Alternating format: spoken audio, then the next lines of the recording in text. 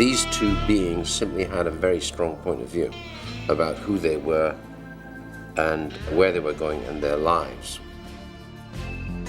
I just had never seen, first of all, a script with two such fully realized female characters before. Once in a while you see one with one really great part for a woman, but with two characters that were so equal and so moving and three-dimensional. It was just very, very unique. I'm happy that it ended up stirring up so much dialogue, because really films at their best should challenge your perspective, and that's exactly what this film did, whether we anticipated it or not.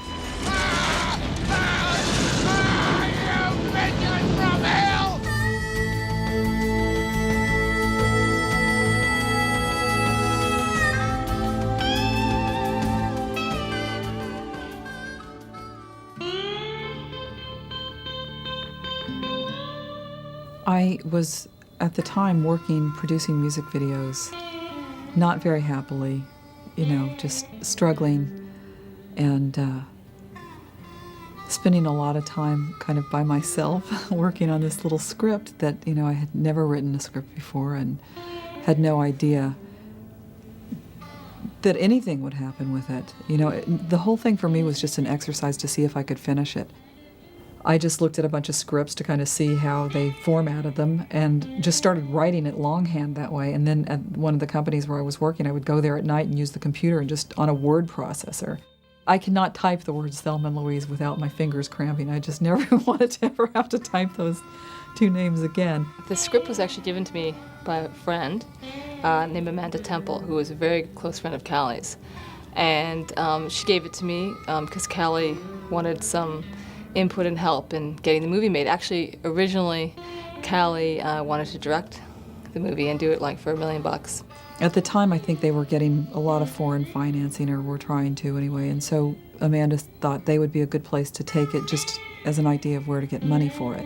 I read the script and, fell in love with it. Thought it was a fantastic movie that truly empowered women and encouraged women to nurture their spirit and follow their dreams. And I also felt it challenged people's perspective on male and female roles. I never been out of town without Daryl.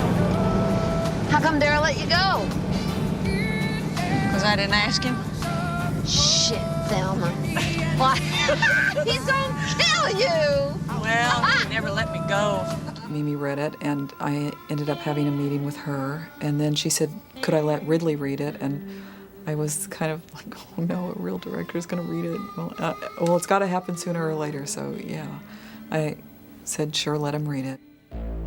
The thing that appealed to me about the initial read was the film was really about women as opposed to men. And I would hate to do a percentage rating, but I've got a horrible feeling that the percentage rating of scripts essentially is about men with women who are either the girlfriends or are story umbilicals or love interests, okay? I wasn't looking for this kind of film at this juncture, and in fact, instead was trying to spread my wings as a producer. And I thought this was a perfect film for me to produce. Some of the companies that I'd met with before I became involved with Ridley, they would say, well, you can't have her actually kill a guy. They're never, that's so unsympathetic. And I would just be like, no, we can't do it here. There were things that they liked about it, but they were afraid of it too. And I knew that if you started trying to change any of those elements, everything that was special about it was going to be gone. I had almost auditioned for it with Kelly, trying to assure her that I was the right guy to actually take this on board, certainly as a producer. It was bittersweet. I was so excited that someone like Ridley was interested in it. At the same time, I felt like, oh my God, maybe I'm letting go of this opportunity to make this movie myself. And, I always wonder what would have happened had I just said, no, I'm doing it and it's mine. But, I'm so happy with the way the movie turned out and with the way everything happened with the movie that, I can't really second guess too much. Kelly had no agent at the time, and Ridley was with Jeff Berg at ICM, so we sent it over to them, and with their support, a lot of hard work with Jeff and a lot of the agents over there, they got it to Michelle Pfeiffer and Jodie Foster, who expressed interest. And at the time, Ridley was not going to direct the movie. We started sending it out to different directors, and a lot of directors actually expressed interest, but they were incredibly suspicious. They'd always ask, why isn't Ridley directing this? I interviewed several people who will be nameless because they all turned it down, and one of them was basically saying, well, I've got a problem with the women. I said, well, actually, it's the whole point of the story, you should have a problem with the women. And this one actress said to me, basically, come to your senses and direct it yourself. We tried to encourage him because I felt like this was a major gift that had come our way, and that, you know, he wouldn't be the first director that people would think of for this movie. I thought, well, why not? You know, it's a different stretch for me. Callie had basically allowed us to take it under our wing and, you know, liked the idea of really directing it. So eventually he committed to doing it. And I think if you're a producer, it's like being a great antique dealer. You know, you've got to be prepared to sell your favorite table. And the more I talked to Callie about adjustment and maybe tightening and ideas and directions, and Callie is, of course, very, is vociferous a kind word? You know, we talked a lot about the look of the film, a lot about, you know, the production design. I mean, I got to download every single thought I had ever had about the movie. Would take me through it, all these reasons about why not to touch this, why not to touch that. And in my discussion about, yeah, but we're going to end up with a 2.5-hour movie. My first draft was 137 pages. And, you know, we knew we were going to have to cut it down. But during that process and with that relationship developing, I got on pretty well with Callie. And so as she was taking me through it, I was starting to see the film in my head. By the time we had been through the script, and I mean literally we would just sit down and go through it page by page by page and talk about every single line. We'd talk about other movies, you know, just certain shots, colors, you know, every possible aspect. In fact, sometimes we would be working on the script and Mimi would come in and go, you're supposed to be cutting the script, and we'd be talking about movies. And she said, you know, you're supposed to be talking about the movie. And he would look at her and go, we are, you know, but you couldn't tell from the conversation because we'd be off on some tangent about a Western that was made in 1964.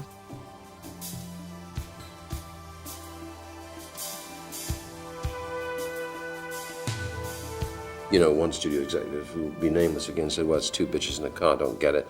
I said, well, okay, it's pass. And so I moved on and go ahead to meet Alan Ladd, MGM UA at that point.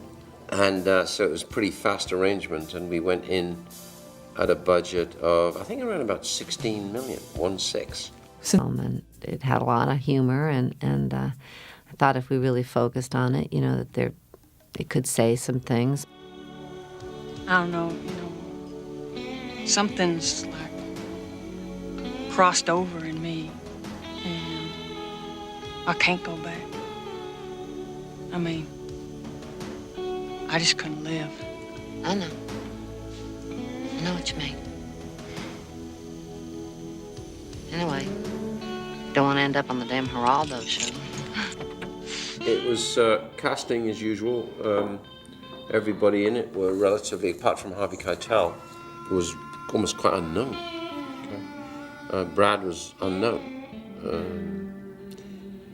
Michael Madsen was pretty unknown. Harvey was, of course, very known, and so that helped me a bit. And ironically, Harvey, for the first time in his life, was playing a good guy, not a bad guy. You're still with us, though. Mm-hmm. You're somewhere on the face of the earth. Well, we're not in the middle of nowhere, but we can see it from here. I swear. Louise, I almost feel like I know you. Chris McDonald, I think, was Gina's idea, or somebody that she told about it. And he's absolutely, you know, so fantastic.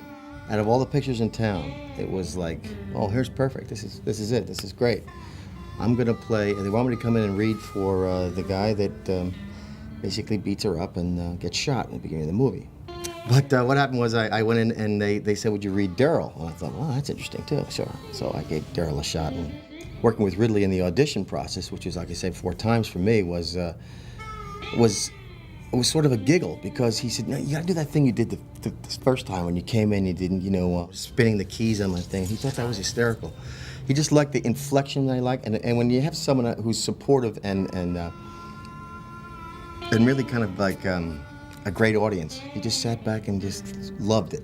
Michael Madsen was somebody that I saw working on a movie that my husband was producing at the time, and just thought, that's the guy, he needs to be in it. Kelly Corey thought I was right for the role of Jimmy. She had seen me sitting around in the lobby in Las Vegas where we were shooting Kill Me Again, and had suggested me for a part in the picture. I went to see Ridley, and like I said, he offered me the role of the rapist, and I didn't want to do that. And so I went out to lunch with Susan in Santa Monica, and we talked about a lot of things, but not about the movie. It just never came up, and we just talked about kids and other things. And about 2 days later, they called me back and said, Ridley asked me to come in again. And I came in and I sat and talked with him for a little while, and they gave me the part. I had just done Mississippi Burning, and things were starting to roll. And I wanted to kind of try to keep momentum going. And my agent sent me the script of Thelma and Louise. And I read it, and they said, well, Ridley Scott is going to direct it. And I go, okay, that's a step forward. The role that I played is one of these characters that's more of a force than a character. You know, he doesn't really change in the movie. He just kind of adds this steady force through the movie. I read the script, obviously it was a great script, and I thought, this part, because it wasn't written that way. Just a cop who pulls him over and it kind of gives him a hard time, and I just didn't know what to do with it to feel excited and proud. He wanted to act it out a little bit, so he set it up with like chairs. Ridley did. And I just said, you know, I got a kind of a different take. Do you mind if I try something else? And he said, no, go ahead, do whatever you want. And, you know, so I broke down into tears and did this thing, and he just loved it. He howled, and I guess I knew I had it right there on the spot. That was the audition. You know, I was very interested in who the men that were cast were. We looked high and low for Brad's character, you know, that was going to be really important. Brad just came up in the casting session, and Lou DeJimo Lou was casting for me, and he was it, really, instantly. There was no second thoughts about that.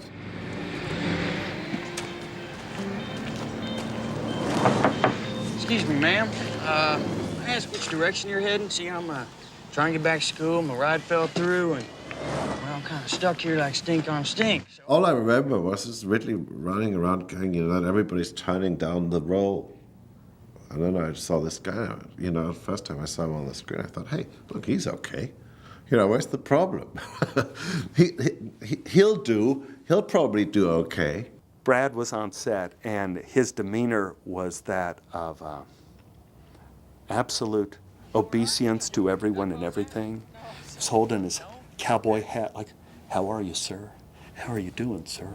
And I'm going like, you know, I didn't know if he was like an actor, if he wanted to wash my car for extra money.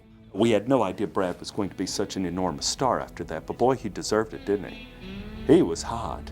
Isn't that the thing that launched Brad Pitt? Is that the thing? I mean, you know, he worked and stuff, but you see this guy, it was like, you know, God, he was gorgeous. He was so gorgeous, and it was confusing. I think all like male actors started doing sit-ups after that movie. Because he'd like set this level of perfection. Right. I believe they'd already been through one person, and then I got a reading for the thing. I picked up the script and, yeah, knew that, you know, this was one I'd love to get a hold of.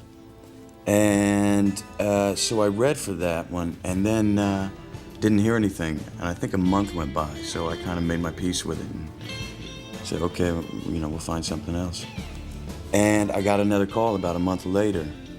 Apparently someone else had fallen through at that point. And I went in and I read, and then I read with Geena as well. Ridley kept wanting to see the romantic scenes, and I kept wanting to do the Harvey Keitel scene. To show the switch, I kept asking him, don't you want to see the other? And he said, no. Just kept saying no. But he told me, yeah, that he wanted to see a real sociopath. And again, I was fresh out from Missouri. Sociopath, I had to go home and look it up. And then I got it. And then I think that week went by, I still didn't hear anything. And then at the end of the week, I got the call on a Friday, and the next Monday, I was on set getting into wardrobe. Until I walked in the room and met Susan for the first time, I still had kept thinking, well, I could play Louise. I could be that character. The second I met her, I was like, what am I talking about? I can't play Louise. I have to be Thelma, because I became Thelma in her presence, and I suppose I continue to be Thelma in her presence, which is sort of slavishly admiring. She's very maternal, and I just become her worshiper in her presence, and that's sort of the dynamic with Thelma toward Louise. So it was great. It was great to see that it was going to be so organic. And I like Geena, and we just hit it off, and she seemed really funny and kind of loopy, in a way that was necessary, but only someone who's really smart can do. And so we, took off for the summer.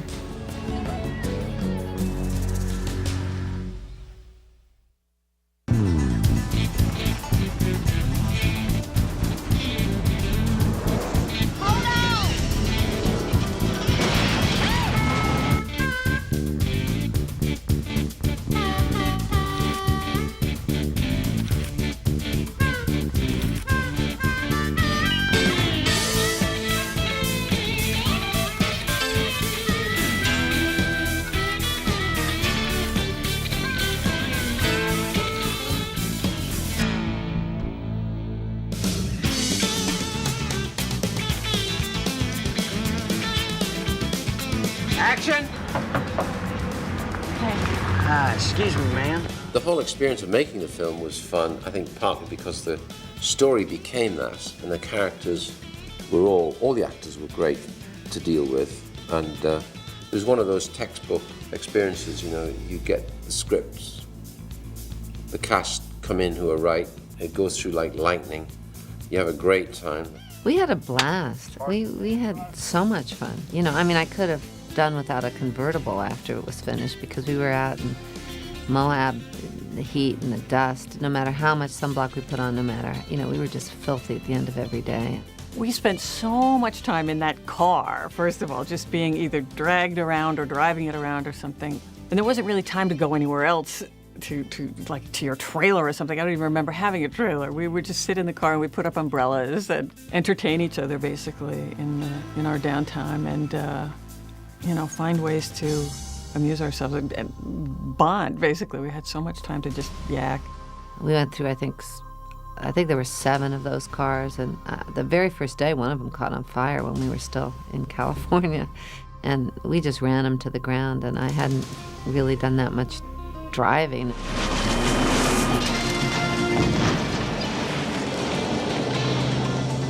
I hadn't really done a part before where it was 2 women, and it was about their friendship so much, and we really did hit it off and get along terrifically in our real lives as well, and that was very impactful for me. That was very important. And also, Ridley just creates an atmosphere on the set that's very relaxed and fun, and he wants you to feel great about yourself so you can do your best, and it was a very positive kind of feeling on the set. There was no downtime. We sort of became a happy family, and it was, it was like going on a very long, extended camping trip. When I was trying to work out the logistics of staying within budget, or staying within that parameter, which is even then was pretty low budget, to try and shoot on the road, going from Arkansas all the way across to New Mexico, that's a long drive. And I realized this when I went on the road, and we drove across 1.5 states. And I got about halfway across Texas saying, this is insane. I'm not going to make the film this way. This is crazy. Most of this stuff I can see in the valley. And with careful positioning, we should do it around Los Angeles, do all the interior in Los Angeles, do some of the exteriors in Los Angeles, and then maybe pop up to somewhere magnificent which will cover us for New Mexico and the end. And somebody said, go to Moab, because they haven't filmed there for years. So I flew up to Moab in Utah, and that was it. I mean, it was just spectacular. I don't think anybody had done a film there since John Wayne. Where up there they made Fort Apache and various other, even Red River, I think, fairly important westerns. And when I went back to Laddie, he said, well, you know, where are you going to shoot the movie? Thinking I'm going to have this caravan film. I said, I'm going to shoot in LA and Bakersfield. And he said, oh, God, that's boring.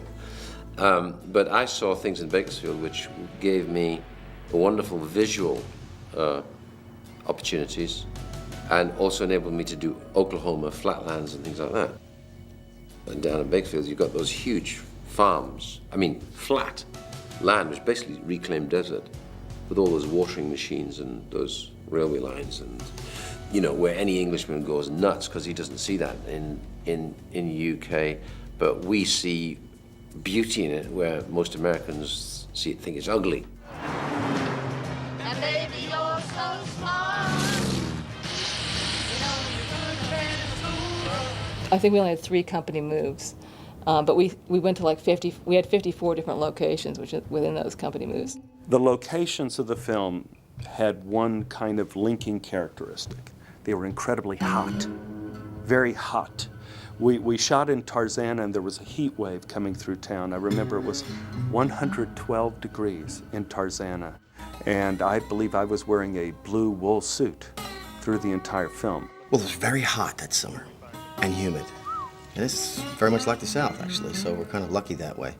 It was, big. It's the scenes when the cops come over to the Dickinson home and it's raining outside and they're all kind of rushing to get inside, and it's raining right here. How he did that with all these big things. It was a bigger scope of movie that I had seen, although the budget wasn't through the roof or anything. It was just the way he visually likes to have things happen.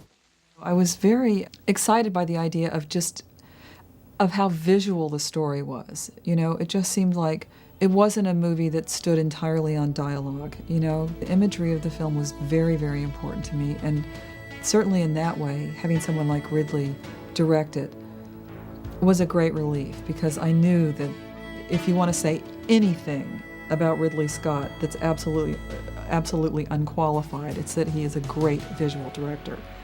And on that level, I felt supremely confident that the movie would look as beautiful and as rich and as, full of depth. Because it was the last journey, would become the last journey, it had to be vivid. Which moment is the view or the image as important as the actor, or which moment is the image more important than the actor? When the actor's in here, he's everything. When the actor's here, he's everything. As you get wider and wider, something else comes into play in terms of your orchestration of the film. And that's why John Ford was very aware that all John Ford's films were about landscape. And landscape was a significant character in the movie. So to see a guy John Wayne that big, shot like that with clouds and rocks, that's really making a statement about the landscape. And whatever you want to say at that moment is either it's beautiful or it's threatening, or he's in danger or he's lost. So creating worlds is really what's going to be right for this film. How are you going to elevate the story even more than it is? Because I believe in the proscenium. The proscenium means everything you see. Most people don't even think about it.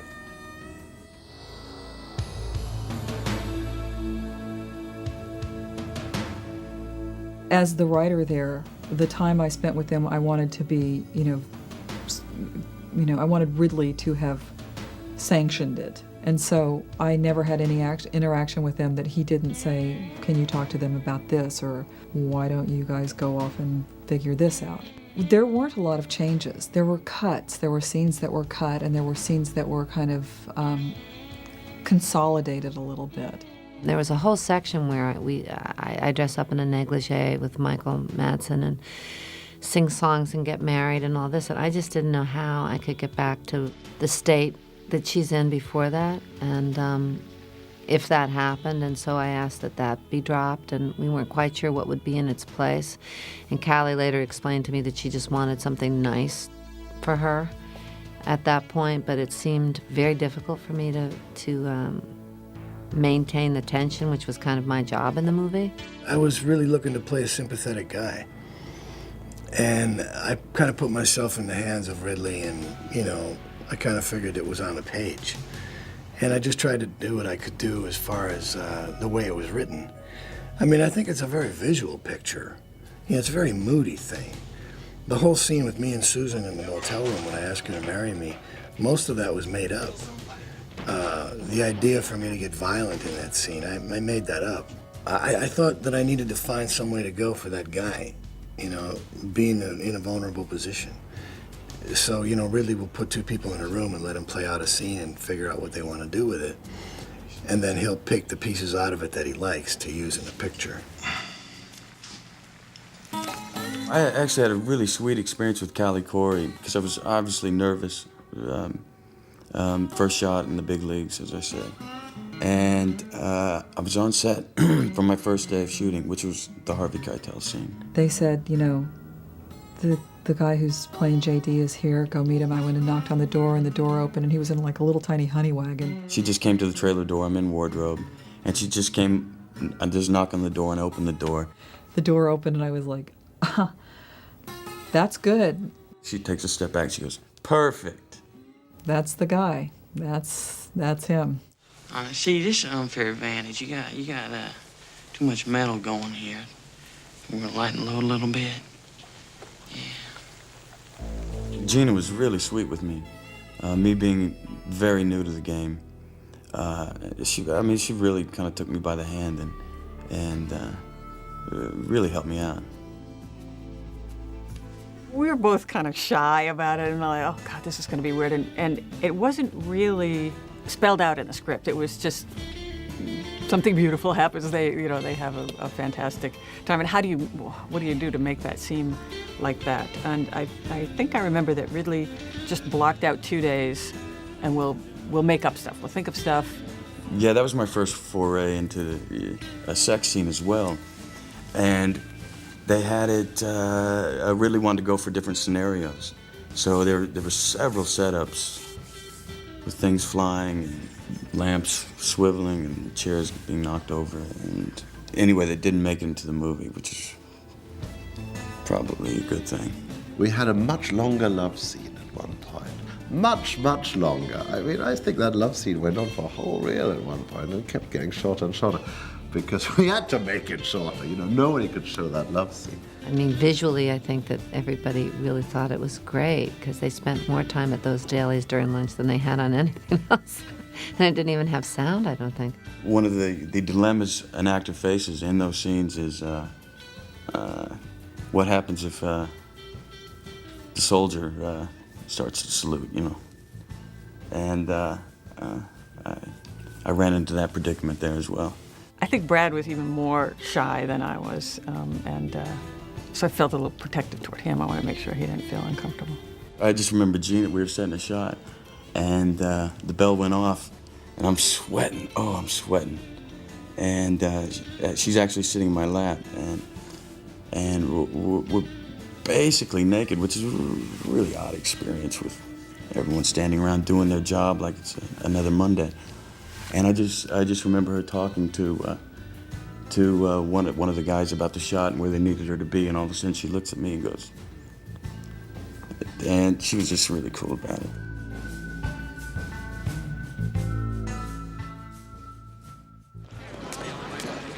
Hi. Hi! It was a character who was from my area pretty much, so I got to use my accent there, which helped. And then the scene with Harvey, the first day, was just a great time. I was taken aback, as I said, when he started beating me over the head with the hat in one of the takes. One thing Ridley had done that I took note of was he always said, okay, give me something different. So he really pushed you just to play, so he could have options when he puts the final puzzle together. Like your wife. It was a lot of fun chasing after, I'm really trying to kill. I literally trying to kill Brad Pitt when he did that was a little ad lib he did down there going, like your wife. And if I could have killed him, I would have gotten through, and maybe I would have. And they had to get bigger and bigger guys to hold me back. And so I did it like, 8 times or something. Pretty sore the next day. You'll be back today. Now, you get your butt back here, Thelma, now. You get your butt back here, Thelma. Daryl, you're my husband, not my father. Oh, now that does it. That Louise is nothing but a bad influence. I tell you, the first day of filming, I got him. An actor shows up on the set out in, near Pasadena, anywhere USA, and we're shooting in this beautiful little, the Dickinson home. And I got my new shoes on, I got my, my polyester clothes and my hair combed up over like this, and really liked the mustache that I had grown. And my first scene was outside the house when I get into the car and I leave. And he wanted me to ad-lib some line to these 2 jamokes that he had. And they had been spraying the ground, and I put these new shoes on, didn't have any rubber on them, and I came out and fell right flat on my ass in the first take. And they kept rolling, and I kept going. I got up, got in the car, ad-libbed a couple of lines, threw my bags, and I'll need this bullshit in the morning, and I said, I want you out of here, but 3, make it 2 o'clock today. Pulled up, backed up, and pulled out. And I banged my head pretty good on that cement mixer, too, as I remember, but what I did, I was so glad I didn't stop. Ridley came back and goes, it was one of the funniest things I've ever seen. You may want to try another one, but I think we got it. Might as well try it again. I see it really as a comedy. And in a way, that's a good thing because comedy is king, really. If you get it right, everybody goes to see it. And you could have done this film probably even with the same words and the same lines and the same beats and made a more serious note, an overtone or undertone to the whole story. And just reading it, I thought, this is really funny. You remember the guy, the Rasta cat who blows the smoke in? I've actually gotten stopped in a mall before, and girls go, oh, you gotta get in the car here. Police officer, the keys are over there. Are the keys over there? I remember also Ridley made me shave like 45 times. I don't think I had any facial hair for like a week after that because he wanted me really clean shaven for the thing and a lot of oil on my face, Ridley said, Stephen, why don't you improvise some dialogue talking to your agents coming into the room? So we did a rehearsal and I did some of that fake cop talk, where you go like, okay, you get on channel 2, you on channel 9, let's keep channel 7. And I realized that was incredibly lame. And I felt like we're all members of the FBI. We probably all know what we're doing. But what we don't know is where our next meal is going to come from in this locale. So when Ridley said, let's shoot it, I went in and everyone was setting up everything. And I said, guys, we're going on a sandwich run. Who wants turkey? Who wants corned beef? Who wants pastrami? And I started taking orders, and I think that made it into the film too. And afterwards, Ridley said, that's terrific. We're going to keep the eating thing throughout the movie, which is good news, bad news, because that means you're eating in every take. Hey, baby! You ready for a big dick? The person we haven't really talked about also was the truck driver who kept complaining to me. He said, I'll never get another date in my life. As Marcus and John, who I thought pulled that guy off brilliantly and outrageously. He really walked the line on that one. But at the end of the day, he also was the focus of, I think, Retribution, which was really comical. I bet you even called us beavers on your CB radio, didn't you? Yeah, sure did. Damn, I hate that. I hate being called a beaver, don't you? You gonna apologize or what? Really couldn't wait to do that scene. I'm sure it was one of the reasons he really wanted to do the movie, and they had cleared everybody within a 3-mile radius. I think he had something like 8 cameras set up because they only had one truck they were going to blow up, and you want to catch it from every conceivable angle. And at one point I said to Geena, when I noticed that the camera there wasn't even a camera facing us, that it was off from behind, I said, why have they cleared everybody for 3 miles and we're still on this car? They're not going to tell it's us, they should have stumped people or something. Because it got a little scary, and so I said to Ridley, how come we're still here when everybody else has been moved and you're not even shooting our faces? And so we put a camera to shoot our faces, and that was the end of that discussion. Action?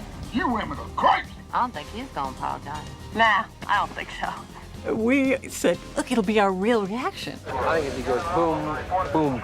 Right.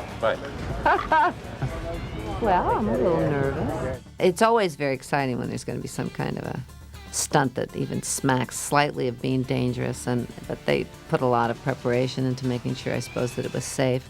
Now, if any pieces start flying toward you, this is what you should do, and it was all very, very tense. And we're thinking, wow, well, this is going to be so awesome because it'll be our real reaction to this thing. We're standing there in the car, 3, 2, 1, kerblam, and they blow it up. And both of us reacted like this. We did nothing. We didn't have any, we just, I don't know, because it was so, we forgot to do anything, and it was like, what were you doing? So we had to actually set it up again to just shoot our side again and have flickering red, lights and wavy things and fans to blow the air. And then we had to plan out our profound reactions to this thing blowing up. Well, one looked like some of this stuff might, reach us was the only thing that really scared me, and it was pretty hot. In the script, it was indicated that they kind of dance around, and that was one of the scenes where we added a few lines. How'd you feel if somebody did that to your mother? Or your sister? Or your wife? Huh? I felt it was really important that she be looking for an answer to understanding something as opposed to just kicking up their heels and dancing around when they blow up the truck, and that's why we added some lines there, trying to really understand what makes guys harass women and what is that about. And of course, she's carrying this big secret through the whole movie. All right, hey, just calm down. We're just having a little fun, that's all. Looks like you got a real fucked up idea of fun. Go on. And of course, we don't know why Louise does that, goes that far at that juncture, because she's suddenly holding this gun out of her bag. I felt that it was really important to not make it seem premeditated. And it's like she points her finger and says, like that, except she pulled the trigger and she shot him. That's the first hint that you really get that something in her past may have influenced her reaction to that. And he doesn't say stop, and then he just shoves her face in it, and she just wants to shut him up. What did you say? I said, suck my cock. And then she said that very strange thing which follows. You watch your mouth, buddy.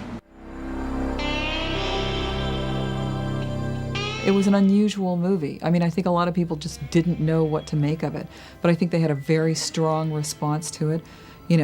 They would laugh really hard at the funny parts. People would sit in their seats after it was over and just kind of, not want to get up right away. I think we just completely underestimated that we'd kind of backed into this territory that was really held by white heterosexual males, and we had no idea it was going to cause such a stir. What are you looking at?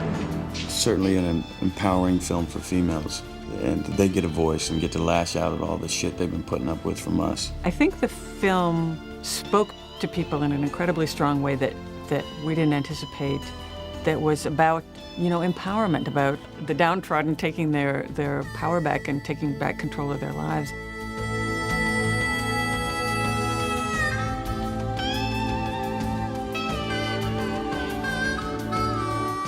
I'm sure that people were nervous about it the whole way. I mean, who wouldn't be? What studio wouldn't be, certainly? It's not that often that you throw your main characters into the Grand Canyon. It's, I think, very brave of them to have just let the movie be what it was supposed to be. I think there are other places that would never have had the guts to do it. And, it was Alan Ladd Jr. and Rebecca Pollack and people like that really stood by it and believed in it and let the movie be what it was supposed to be. And even though Laddie kept calling me up right through the production saying, have you got any ideas for a new ending? I said, no. Have you? And he said, no. So we would approach the ending, week by week. And even I think he called me 2 days before saying, are we sure we haven't got another ending? I said, no. I said, have you got any? No. And so we stuck with it. It was the right thing to do. I think if you had tried to change it, it would have been terribly unremarkable. I think that was the ending that it had to be. It's the ending that caused me to write the story in the first place.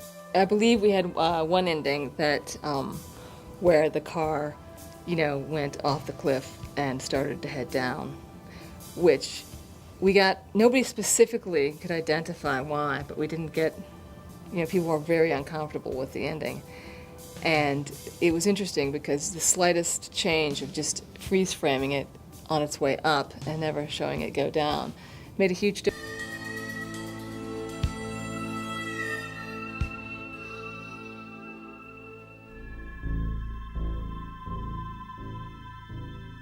It was really so not expected and so overwhelming. I mean, we were on the cover of Time magazine within a week. And the concept of being on Time magazine, it was all so unfathomable. And also because I don't think we thought we were making that movie. Obviously, it struck a lot of different chords. And for women, for all the reasons that I was attracted to the movie, it was empowering women, but then the controversy of the fact that it was empowering women by showing them that by shooting people and going across country with guns blazing and doing bad things essentially was in some way immoral. On the one hand, it was getting rave reviews. There were other people that were writing about it in these, preposterous terms, that it was male bashing, that it was man hating, that it, all these kind of things. And I remember getting on the phone with Geena at one point going, what are they talking about? How did this happen? There had been a lot of talk about it's too violent. Oh, women with guns, it's a bad thing. Of course, in Thelma and Louise, 3 people die, and 2 of them are Thelma and Louise. And I think it was like 7 bullets get shot in the whole movie. Another story had to be made up to support the arguments that it was man-hating. Like guys are murdered left and right in this thing, and it's like, well, no, actually, they're not. A truck gets blown up. One guy does get murdered in a parking lot. A rapist, a villain gets murdered. And other than that, it's a pretty wide range of characters. We weren't breaking any new ground except for the gender thing. I mean, films like this have been done forever, and people just seemed to be so upset, but they couldn't really put their finger. All the reasons they were giving were so lame of why they were offended. The reaction by some men was so completely over the top and by some women as well. I mean, there were certainly women who thought it was the end of Western civilization, that it was basically a training film for gun use among women, which it certainly wasn't. This movie is not telling people to go out and do that. It's symbolic of, finding your freedom and exploring your friendship and the camaraderie. You are disturbed. Yeah, I believe I am. Woo!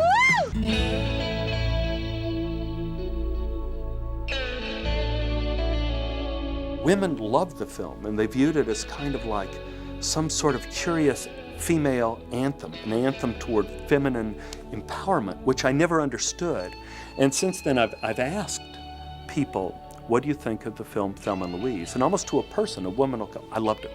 I loved the movie. And I go, what did you love about it?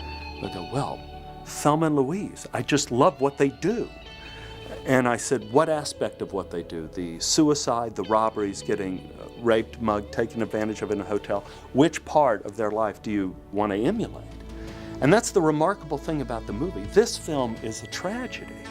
They try to take control of their lives. They cannot change the course of their lives. The film is an absolute tragedy. Yet for some reason, it is still taken to people's hearts as some sort of anthem of empowerment. Accidentally, somehow I managed to tap into an archetypal story. Certainly not something I realized I was doing when I was doing it. As it turned out, the film had this incredibly dangerous, funny, ambiguous feeling that I think is what's made it kind of timeless. The movies that float to the top are usually some kind of sign of the times, some kind of statement on the times. And that one documents a certain period in a hysterical way. There are 2 types of movies. There's the movie where everybody's fighting and it's just a nightmare and it's really tough and they usually don't turn out so great. And then there are those other ones where everything just falls into place and everybody in the team creates a whole. You'll tend to relook at comedies more than you will maybe a thriller or maybe something that scares the living daylights out of you.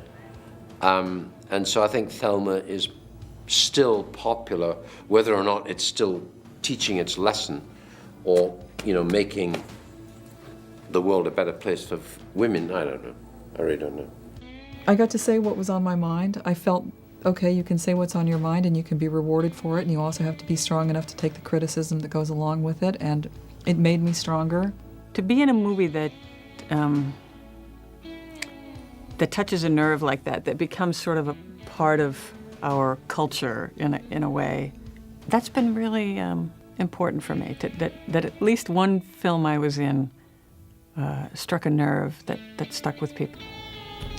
And then for it to get made, and for those things to really work, and for those actresses to have portrayed every moment of it as beautifully as they did, and for Ridley to have understood it and painted that so perfectly and used all the colors that I wanted. And, it's just absolutely a once-in-a-lifetime experience. And thank God it is, because I don't think I could take it again.